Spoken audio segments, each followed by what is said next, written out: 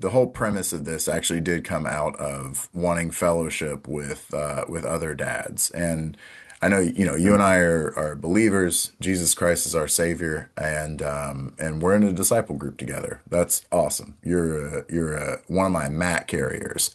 Um, Good concept. in all things, I do want Christ to be centered. I am under no illusion that I'm going to also be talking with dads who are not believers, and that's cool. That's okay. Dude, that's I, awesome. I didn't I didn't want to isolate this to being only talking with other dad believers, though I know a good bit of this will be. Um, I am particularly interested in fatherhood and leadership, like the merging of fatherhood and leadership, and the attraction to this idea of what we're doing, of interviewing 100 people, 100 men from Jack's, 100 dads, is understanding leadership principles with kind of like normal people, like nobody really that famous.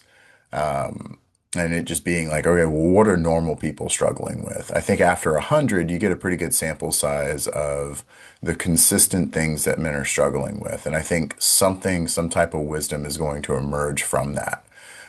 So that's kind of the idea. Mm. So, okay, this actually does lead to my Whoa, whoa, first whoa, whoa. question. Yeah, yeah. Oh, Hold on there. reflect, buddy. Reflect. Are you telling me that normal men are or can be leaders? Great first opener. Okay. Kind of flipping the script on me. I'm a little uncomfortable that I don't get to lead my own podcast, but that's fine. That's fine. We'll jump We in with could that. put No, it in it's the cool. show It's cool. notes. We'll get It's to that cool. You're a question over here. dominant, you're a dominant high testosterone male. That's fine. Uh, so I'm my a thinking is vagabond, this. clearly, if you're watching this video. Hello, world. Yeah, yeah, yeah. Well, and because we're nobodies, right? Like what's the introduction? Good. Yeah, let's Exactly. go. Good You point. don't We're need here to we give me your are. pedigree. So, I like it. okay, so I did think about this, and I have another channel that I want to start too, and Mm. this is part of that premise is or part of one of the things that I thought about in that channel was, okay, from the biblical perspective, if you're a father, you're a leader. I'd say if you're a family, you're a leader too, right? Or if you have a family, you're a leader. So do leadership principles apply there? And I think yes. And then I think, well, dude, I was trained on leadership at all. And it's Mm. pretty complex. Like I'm a leader at work, you're a leader at work yourself. And it's different leadership positions, and I've been really bad at it.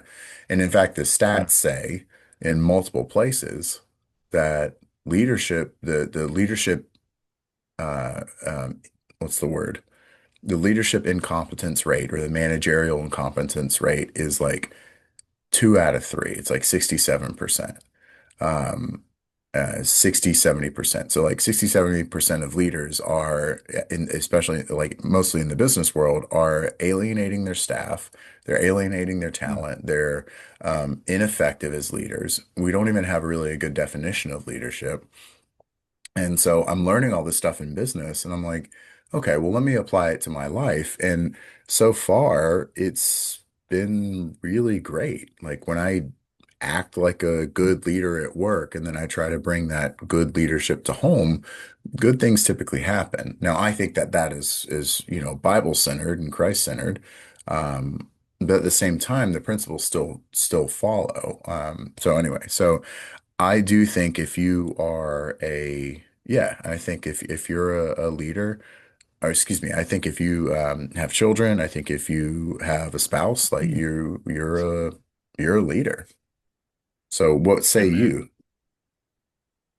Yeah, you bring up, I love this. And I love because you bring many things to the table. And one of those is you just said something about a stat. Anytime we Mm, talk about stats, I'd love to know like which stat. What are you referring to? I know you have a yeah, bunch of them, and a lot of experience around, hey, leaders who are also, because I don't know if you said on the podcast what you spend your time doing in your it doesn't profession. matter. It doesn't All matter right. right now. Well, Yeah, we'll get he's into got it he's got the eventually. backing. The data's here. So, Yeah. but yeah, so that's awesome. And I think you pointed to a great point of maybe listeners who you're a probably a man, probably a family man, Mm, and maybe you've thought, hey, what does it mean to lead? When we say leadership, what are we exactly talking about? Is that me? Probably the question we're mhm, all asking. And I think it'd be a good place to go. What is leadership? What are we talking about? What does it mean to lead mhm. the way we see it? Well, the definition at work that we use is a leadership is a verb. It's not a position only, and that's Oh, this it's. is big. Mhm. Just quick pause. Oh, quick pause. Dude, this guy's dropping nuggets. Can you hear him? Yeah. Anybody else? Maybe you didn't I see might this, insert but some graphics of like, bah, bah, bah, bah, bah, oh yeah. but my hands might suffice. I like how it comes with sound effects too. You say Yeah, my own graphics, sound effects. I'm bad at editing. multimedia. Bow, bow, bow. Dude, but on this is big. And then I'll try not to interject You and know, I'll play probably with it, fail. man. But identity crisis. Dude, how much of what men are going through in leadership is identity crisis? And you Yes, said sir. something like it's a verb, not a Hmm. noun. Yeah. Well, it's both. I think it can be both. Yeah. Okay. Okay. All right, So proceed. That's big. the identity crisis thing is the thread to pull for sure, because I think the purposelessness and not being, because we are a group living species, isolation, right? We know as Christians, like isolation is where our enemy is going to attack us. But if we look at like not being on a team, not having friends that have different purposes than you, like things like that, like we know from our history, like I was really isolated as a kid.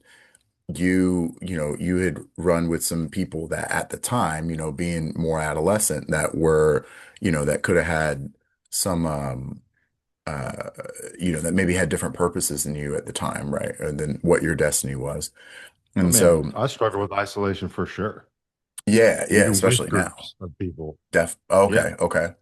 Well, Yeah. and you're a creative too. So, right. So that's like by definition, you're kind of always a little bit outside of any particular hierarchy that you're in. You think differently. That's true.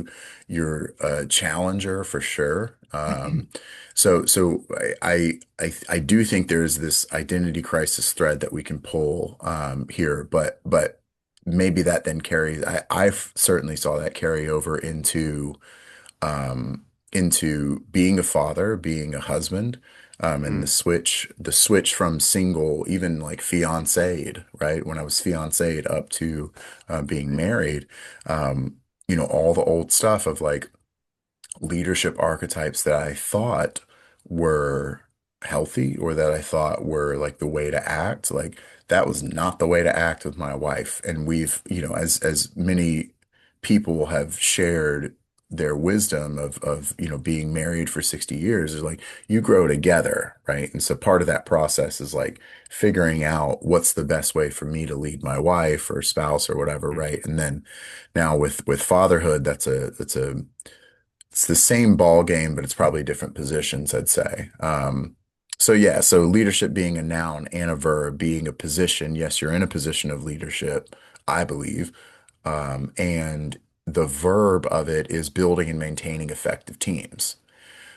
That makes sense at mm, work, right? Like you select people, you keep them on your team, and what does it mean to be effective? I think all of that together is like all of those pieces of that definition are really important. John Maxwell says, like, well, leadership is all influence. And I'm like, I think influence has a lot to do with it, but like it's an incomplete definition, I believe. But when you hear leadership is yes, it's a position, yes, it's a verb, and we would throw out the definition of building and maintaining effective teams. What comes to mind for you? Like, where does your brain go?